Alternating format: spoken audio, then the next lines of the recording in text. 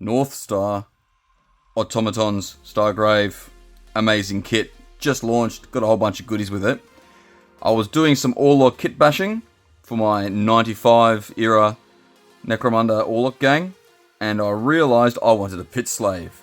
And guess what kit happens to be awesome for that? It's the Automatons kit. Why? Because you've got all these robotic arms, that could be your buzzsaw, you've got your rock drill, you've got a chainsword arm attachment, and what I want to do is the shears. I like the shears because you have a chance of lopping a dude's head off and they're insta-killed out of the campaign. Brutal. Just how I like it.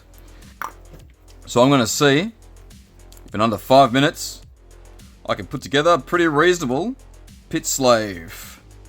I'm thinking shears and an auto pistol. Let's go. I think this one's good.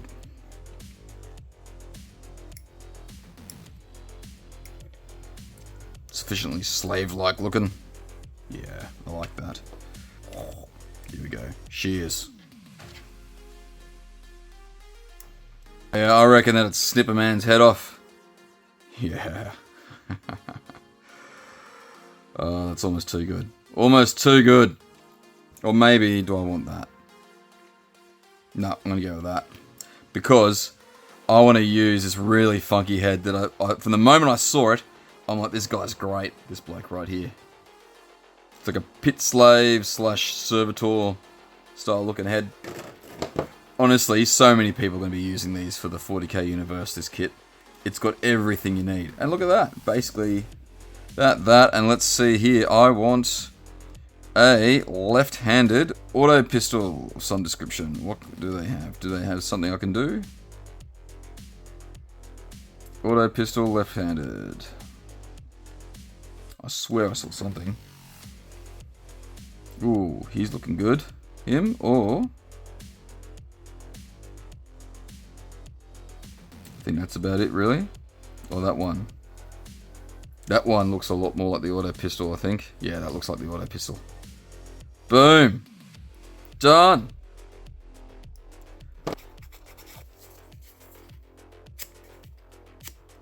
I've got to say, each generation of these Northstar kits that's coming out, they're just looking better and better.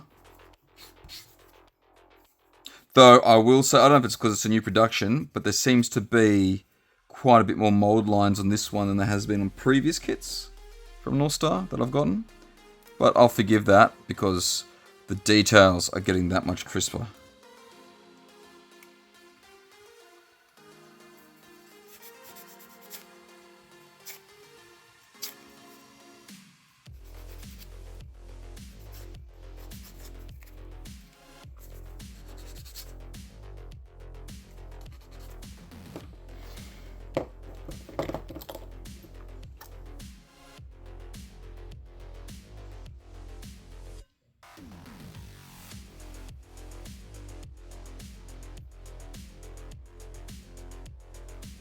Yeah, he's badass, this bloke.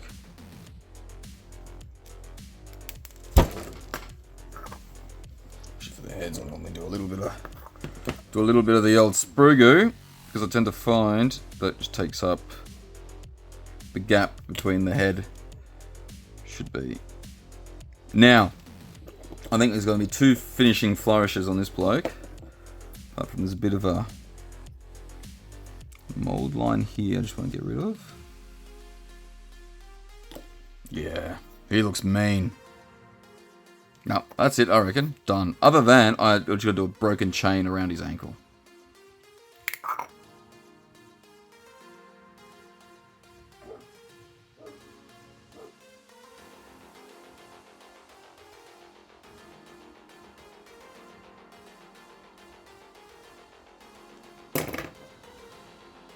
There you go, he's got a chain, like he's broken free, he's an escaped slave. Pit slave. Yeah, sick. I like this. I like this a lot. There you go, hobby friends. A couple of minutes and you've got yourself a pretty cool and serviceable pit slave for Necromunda. He's got a gun that looks very much like the auto pistol, and a set of shears for snipping off heads from fools. That, along with this bloke, who's to be my heavy flamer. He's still a work in progress. I'm not particularly happy with how he is, but I'll just persevere. The idea and thinking behind this bloke is basically that he's had a terrible accident with a flamer previously. Lost his arms, lost his legs, but he's back in the game. and burning some fools as well. So, yeah, and he's been mainly done with a bit of green stuff, some masking tape for his bandana, that's a useful little trick, and other bits and bobs just from the multiple Stargrave kits. In him, I've used a bit of crew, I used from the crew sprue, this extra tank here. From the scavengers, I chopped down this holstered assault rifle and added a little bit on the end here to make it look like a bolt pistol that's been holstered. I've chopped up one of the two of the servo arms to make this like big flamer doohickey here. Bit of chain, bit of green stuff. The only thing from Games Workshop is the skull. I shaved the face of a skull to put in his belt because, you know, why not? The head, this Bane looking head, is from the Automatons as well, yes. And I just shaved the head back a bit to get rid of some of those techno studs. And a bit of chain and some green stuff, and that's all it is, really. There you go. Oh, and the backpack, I think, was from the mercenaries. But I fiddled around with that a fair bit to get it all to work how I want it to work. Anyway, he was just a first little go. A first little dude. Just trying them out. And tomorrow, I think I'll give them a spray and slap some paint on them.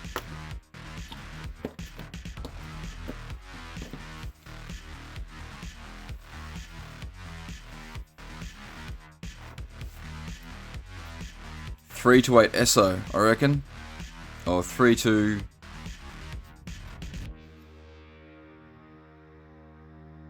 What am I going to call this bloke?